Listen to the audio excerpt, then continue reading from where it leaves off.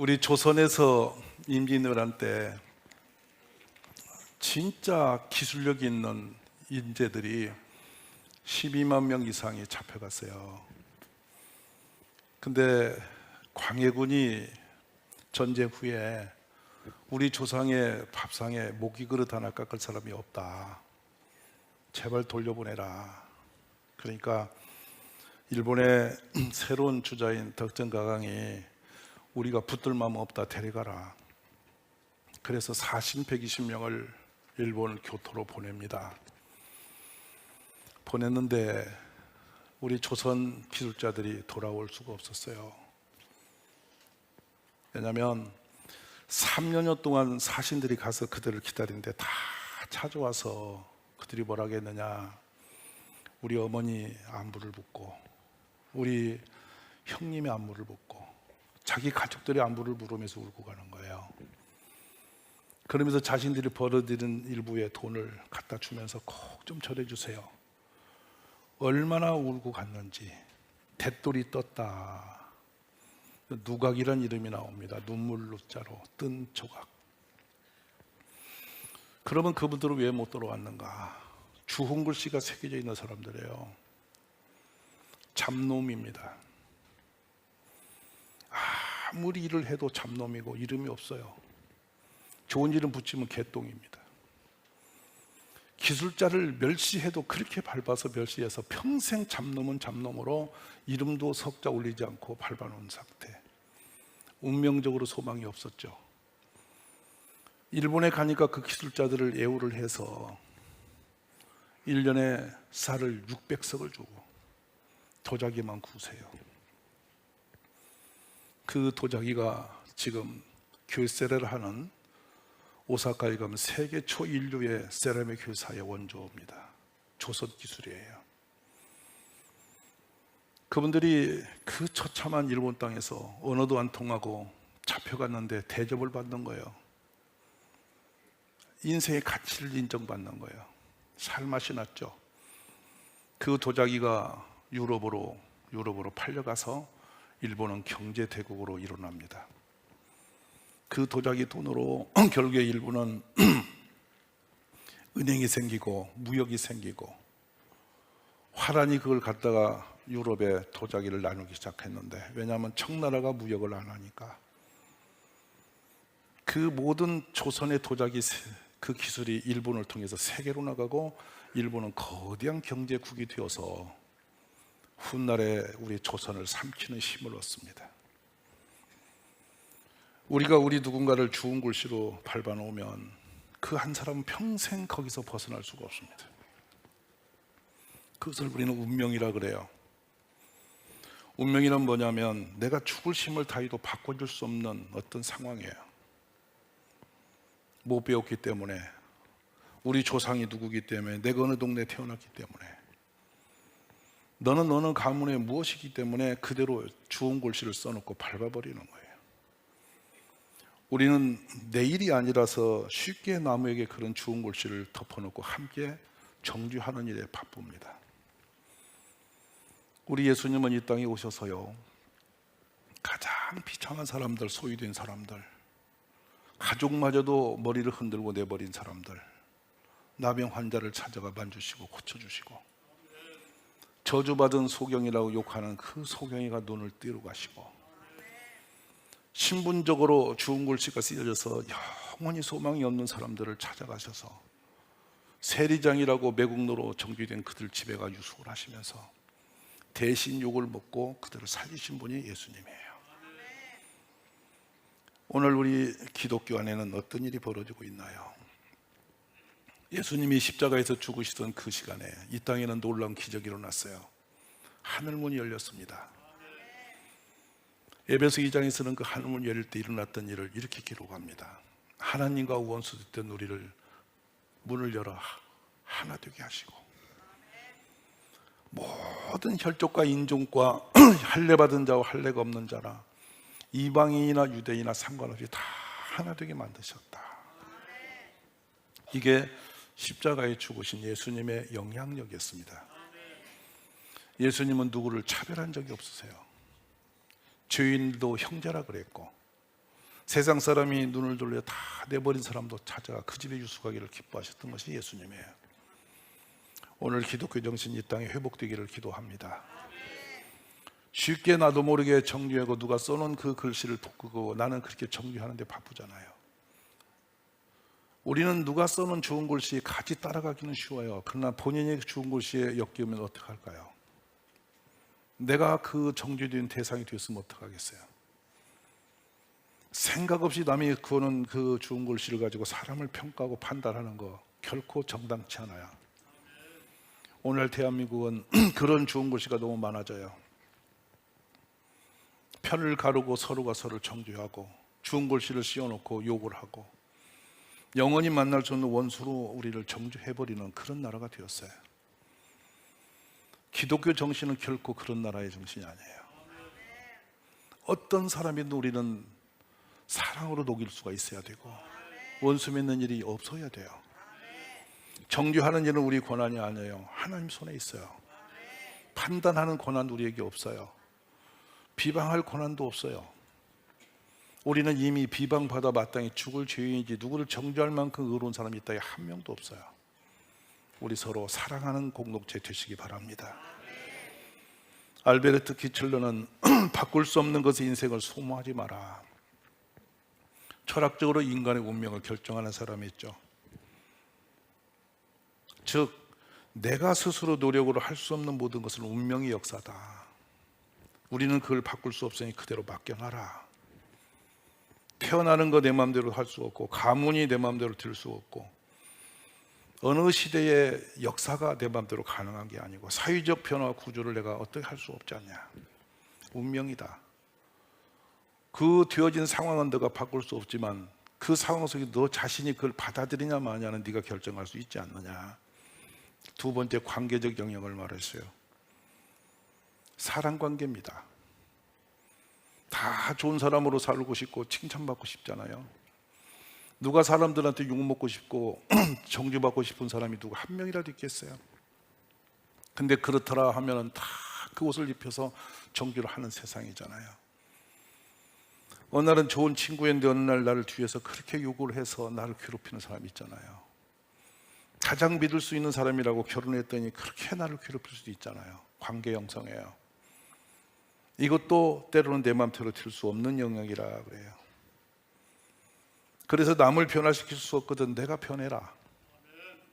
상대방을 설득시킬 수 없거든 너 스스로 그냥 포기를 하든지 네가 수용하든지 네가 너 자신을 정리해라. 세 번째로는 자신과의 문제입니다. 우리 나름대로 다 성품과 기질이 있잖아요. 그런데 내 성품 하나, 내 마음 하나, 내 감정 하나 통제를 못해서 늘 고통스럽잖아요. 어떤 분은 그렇게 말해요. 목사님 내 입이 방정이에요. 누구 입인데? 그랬더니 제 입 말입니다. 왜 방정이야? 괜히 쓸데없는 말에서 그렇게 친한 친구에게 맨날 내가 이렇게 힘들어요. 굳이 왜 입이 그렇게 묶어? 그랬더니 입을 감당이 안 돼요. 만나고 집에만 가면 입을 자기가 찢는데요. 근데 또 다음날 또 한대. 운명적이에요. 누가 그렇게 산 것 같더니 우리 엄마가 그랬나? 또 그래요. 어디다 핑계대고 자신 아닌 것처럼 그래요. 입을 봉하고 살아. 그랬더니 안 닫아진대 입이. 옆에 분 인사 좀 하세요. 그 입을 어쩔고. 감당이 안 돼요. 그런데 정리를 합니다. 철학자들은 행복은 밖에서 오는 게 아니다. 자기의 내면에서 관리할 수 있는 것이다. 그게 지혜로운 삶이라고 말씀을 해요. 철학은 이렇게 정해질 운명의 틀을 벗을 수 없다고 정리를 끝냈어요. 그런데 저는 그보다 놀라운 은혜 안에 있는 것이 기독교인이라고 생각하는 거예요. 왜냐하면 하나님은 우리의 운명을 바꿀 수 있어요. 종종 그런 역사를 많이 보이셨죠. 기독교인은 어떤 상황이 올지라도 하나님의 뜻 안에서 있구나. 하나님의 섭리 속에 있구나. 이렇게 하나님을 바라보면서 그 어둠의 늪을 견딜 힘을 갖게 되는 거예요. 어떤 위기가 내 삶을 삼키러 온다 할지라도 하나님이 하신다면 내가 어떤 고난을 당할지라도 하나님이 보고 계신다면, 내가 아무리 억울해도 하나님이 아신다면 나는 이길 힘이 있는 거니까 하나님이 하실 것이다 하는 거, 이게 우리의 신앙인의 모토예요. 어디에서 어떤 상황이든지 하나님의 뜻을 구하고, 힘이 들면 더 힘들수록 하나님을 찾아 나서고, 운명이 내 삶에 엮고 있더라도 그 운명 너머에 역사하신 하나님을 바라보면서 다시 힘을 내고 기도하며 예배하는 것, 이것이 기독교인의 사는 방법임을 믿습니다. 통제할 수 있는 운명도 지나갈 수 있고요, 내 생각 같지 않은 모든 관계도 주님이 풀어줄 수 있고요, 내 스스로 나를 감당할 수 없는 내도 주님이 변화시킬 수 있는 분임을 믿습니다. 그러므로 이 시간도 여러분, 예배를 드리면서 말씀을 들으면서 기도하면서 여러분의 운명이 바꿔지는 축복이 있기를 주의 이름으로 축원합니다. 야곱은 영원히 축복의 도선에서 벗겨져서 태어난 사람이죠. 태생적 운명이 그에게는 유면회를 당한 사람이에요. 근데 그는 결국에 자신의 의지적 믿음으로 하나님과 씨름하여 이긴 자로서 열조의 축복을 자신의 것으로 바꾼 사람이에요.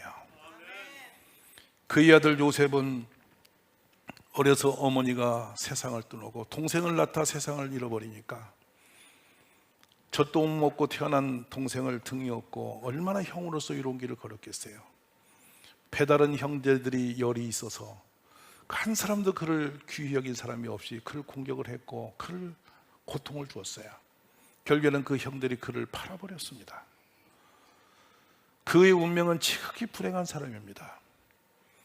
그런데 결국에 그는 노예가 되었고 감옥에 들어갔고 저 이국 땅에 붙잡혀 간 사람이 되었음에도 하나님이 함께 하심으로 그는 위대한 사람으로 살아갈 힘을 주셨어요. 요셉의 길을 바꾸신 하나님이 여러분의 길도 지키시리라고 믿습니다. 다니엘은 세 친구와 함께 붙잡혀 가서 저 오랑캐 바벨론 국에 잡혀간 사람입니다. 부모도 노예가 되었고 자신도 노예가 되어 잡혀간 사람인데 왕의 눈에 띈 것이 문제였습니다. 그래서 더 이상 희망이 없었고 이름까지도 바꿔버린 사람, 다니엘이란 이름, 하나님의 이름이 걸려있던 그 이름이 오랑캐 귀신이 돕는 자라는 이름으로 뒤바뀌어서 불러질 때 그는 처참했을 거예요. 그렇지만 그는 믿음으로 자기의 운명을 바꿨던 사람이에요. 오늘 여러분이 만난 말씀은 하갈의 이름을 보는 것입니다. 하갈이라 한 여자는 몸종입니다. 그 이름의 의미는 도망자, 떠돌이, 나그네, 이방 사람이라는 의미를 갖습니다. 여러분 혹시라도 이렇게 옆에서 부르는 사람이 평생 그 이름이 너는 떠돌이, 떠돌이 이렇게 이름이 붙어서 불러준다면 어떤 생각을 하겠습니까? 근데 이 여자는 그 떠돌이란 이름을 가지고 애굽 여자가 가나안 땅에 와서 사라의 몸종이 되었어요. 그의 운명은 종이 된 것입니다. 종은 자신의 의지적으로 자기 인생을 설계할 수가 없습니다. 소유권도 없습니다. 주인이 그의 운명을 쥐락펴락 할 수 있는 권한을 갖고 있습니다. 아무리 노력해도 자신의 소유가 없습니다. 주인이 죽이면 죽임당하는 거고 놔두면 놓이는 사람이죠. 창세기 16장 3절에는 그 모습을 이렇게 그려놓습니다. 아브라함의 아내 사레가 그 여종 애굽 사람 하갈을 데려다가 그 남편 아브라함에게 첩으로 준 때는 아브라함이 가나안 땅에 거주한 지 10년 후였다. 물건 취급을 당하죠. 데려갔습니다. 그리고 주었습니다. 그 준 이유는 늙은 남편 앞에 어린 하갈에게 아이를 낳으라는 거였습니다. 본인이 사랑해서 만난 남자도 아니고 택해서 만난 남자도 아니고 주인이 늙은 남편의 자신이 낳지 못한 아들을 낳으라고 빌어넣어서 애를 낳은 거죠. 아들을 낳았습니다. 근데 그 아들마저도 어머니 노예 때문에 운명적으로 길이 없는 사람입니다. 이름은 이스마엘이 되었고 아브라함이 86세에 낳은 아들이었습니다. 그런데 그 후로 14, 15년이 지나서 주인 마님이 90살 되어서 임신을 해버렸습니다. 자신한 아들은 이제 숨도 쉴 수 없는 사람이 되었습니다. 본부인 사라가 아이를 낳는 순간 자신들은 존재감이 없어진 거죠. 불행의 어둠이 그 삶을 덮었던 거예요. 그때 아브라함의 나이는 100세라 기록이 됩니다. 창세기 21장 9절에 보면 사라가 보니까 아브라함의 아들 애굽 여인 하갈의 아들이 이삭을 놀리더라. 어린 동생을, 배다른 동생을 이스마엘이 놀리던 것을 보았습니다. 그가 뭐라고 했냐면 이 여종과 그 아들을 당장 내쫓으라 그랬습니다. 사라가 애 낳으면 애 낳고 자라면 자야 되고 쫓아내려면 쫓겨나는 비참한 여자입니다. 누군가가 여러분의 운명을 그렇게 좋은 곳에 있어서 그렇게 휘둘른다면 여러분 어찌 살겠습니까? 그래서 결국에 아브라함은 아내의 마음 이야기를 듣고 그 불쌍한 여자를 내쫓기로 결심을 했습니다. 그 여자의 운명은 너무나 가혹했지 않겠습니까? 세상의 모든 것은 다 그와 등을 돌리고 그를 외면했던 그런 역사적인 사람이죠. 근데 여러분, 아브라함이 아침에 일찍 일어나자 14절에 뭐라고 하고 있냐? 떡과 물 한 가죽 부대를 가져다가 하갈의 어깨에 메어줬다. 쫓겨나는 여자에게 마지막 받은 선물은 떡, 물 한 가죽 부대. 이게 하갈의 인생의 모든 것입니다. 그거 불쌍한 여자 어깨에다 메어주니 애를 데리고 그 길을 나섰는데 부엘세바 광야에서 방황했다라고 성경 기록하죠. 부엘세바의 거리는 보통 50에서 약 60km 전방입니다. 하갈은 그 불쌍한 아들을 앞세워서 어깨에다 물통을 메고 사흘길을 내리 걸어서 남쪽 부엘사바로 간 것은 자신의 친정 고향 땅이 애굽이니 나무로 그냥 갔던 것인데 길을 잃어버렸어요. 길이 안 보이는 거야. 근데 문제는 그 어린 아들이 죽어가고 있다는 것이에요. 기진맥진해서 먹을 것이 떨어지고 물이 떨어지니까 어미 하갈이 더 이상은 소망이 없으니까 자신이 할 수 있는 것은 뭐였을까? 그래서 그 아들을 떨기나무 밑에 눕혀놓고 한 100여 미터 앞에 가서 차마 눈으로 볼 수 없어서 뒷걸음쳐서 쳐다보면서 울기 시작했어요. 여러분, 그 어미의 가슴이 얼마나 슬펐겠습니까? 종종 그런 거 있지 않습니까? 내가 내 목숨을 주어서라도 살리고 싶을 때 길이 없을 때, 해보고 싶은데 어떤 방법이 없을 때 우리는 어떡합니까? 그래서 하갈은 소리 높여 통곡하며 울고 있었습니다. 차마 눈을 뜨고 그 죽는 자식을 볼 수가 없었던 것이죠. 저는 어머니의 그 사랑이 지극한 것이 얼마나 놀라운 심인지를 저는 익히 경험한 사람입니다. 12년 전에 부산에서 예수라도 잘 믿어보겠다고 가족을 데리고 이리 이사 왔던 권사님이 계셨어요. 아들이 친구들과 회식을 하고 아파트 3층인가 4층의 베란다에서 놀다가 밤에 뒤로 떨어져서 콘크리트 바닥에 그냥 떨어졌습니다. 근데 그 응급실로 얘를 데려가니까 병원에서 받을 수 없다고, 온몸의 뼈가 다 부서져서 살 수가 없다고, 어느 곳도 성한 곳이 없이 다 깨져버렸어요. 온몸이 순식간에 부어오르기 시작합니다. 감당할 수가 없었죠. 건국대학병원에다 입원시켰습니다. 중환자실에 입원을 시켜놓고 아이의 모습도 볼 수가 없는 어머니 밖에서 방방방 뜨면서 쓰러지는데 차마 눈 뜨고 볼 수 없었어요.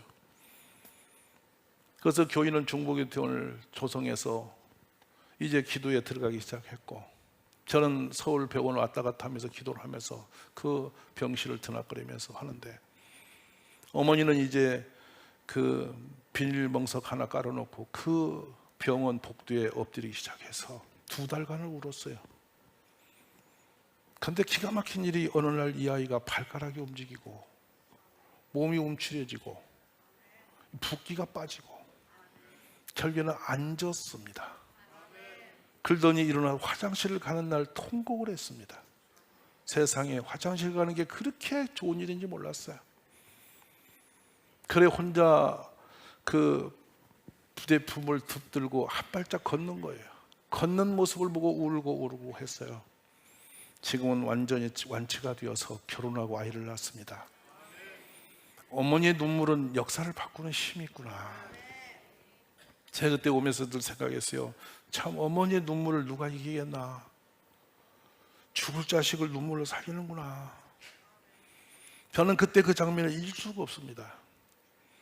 그 붕대로 온몸을 퉁퉁 감아놨을 때 그 모습, 완전히 포기 절망에 빠져서 울부짖던 그때의 모습, 그리고 하나님이 살리셔서 이제는 아이를 낳은 아비가 되어서 사는 모습, 마치 어떤 드라마의 그림을 보는 것 같습니다.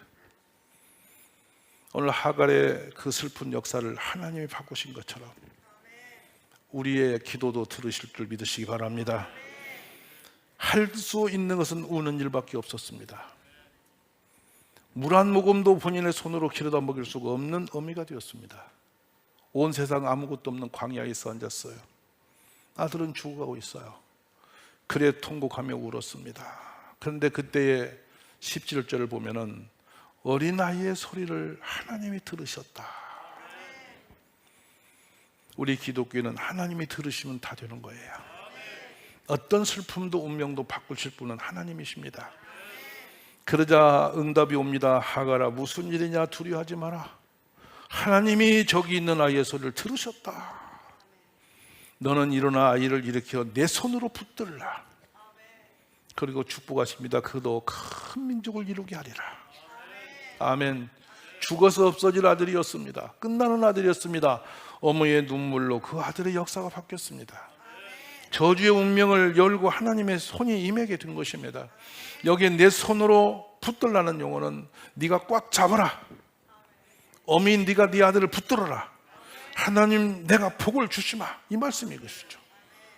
근데 놀라운 것은 일어나 아이를 일으켜 내 손으로 붙다 그 말씀을 붙들고 하갈이 갑자기 아들에게 다가가는 순간에 이상한 일이 벌어졌습니다. 하갈의 눈을 뜨고 보니 보이지 않던 우물이 보이는 거예요. 우리 인생이 그렇습니다. 앞이 깜깜해서 한 치 앞도 볼 수 없을 때 하나님이 눈을 열어주시면 길이 보이는 거예요. 길이 열리는 겁니다. 우리 운명을 바꿀 수 있는 것입니다. 어떤 슬픈 사람도 기쁨으로 화관을 주시는 분이세요. 하나님이 그렇게 하시는 분을 믿으시기 바랍니다. 갑자기 보이지 않던 샘이 보였고 그 물을 길어 아이를 먹이게 되었고 절망과 슬픔에서 하나님의 은혜를 붙들고 일어선 여자. 누구도, 남자도, 자기 주인도 자기 운명을 하나도 누가 손댈 수 없는 그 불쌍한 여자가 하나님의 기도 속에 살아났음을 믿으시기 바랍니다. 우리 하나님은 홍해 속에도 길을 만드셨고요, 요단강도 건널 힘을 주셨고요, 불행한 늪에서 다니엘 같은 사람도 살려내신 분이세요. 저는 다니엘 이름이 나중에 벨드사스라는 이름을 가졌을 때 바벨론 귀신이 그를 보호하신다는 이름입니다. 여러분 상상이 가십니까? 하나님은 심판자시다, 권능자시다 이름을 가졌던 다니엘의 이름이 마르둑이라고 하는 귀신이 그를 보호하시는 사람이라 이름이 뒤집혔어요. 그러나 다니엘은 기도함으로 믿음으로 자기 운명을 바꿨습니다. 오늘 우리 동일기 가족 여러분, 하나님이 여러분의 눈을 열어주시기 바랍니다. 운명적인 어떤 올무도 풀어주시는 역사 있을 줄 믿습니다. 기도하면, 구하면, 전심으로 하나님을 바라보면 주께서 우리를 도우심을 믿으시기 바랍니다. 하갈이 할 수 있는 것은 우는 것밖에 없었습니다. 그 눈물이 무슨 힘이 있겠습니까? 하나님이 들으신 역사가 바뀌었어요. 오늘 우리 모든 가정의 메인 문제들이 해결나는 역사 있기를 바랍니다. 운명적인 역사가 풀어지는 축복이 있기를 바랍니다. 하나님의 들으심이 여러분 삶에 일어나기를 주의 이름으로 축복합니다.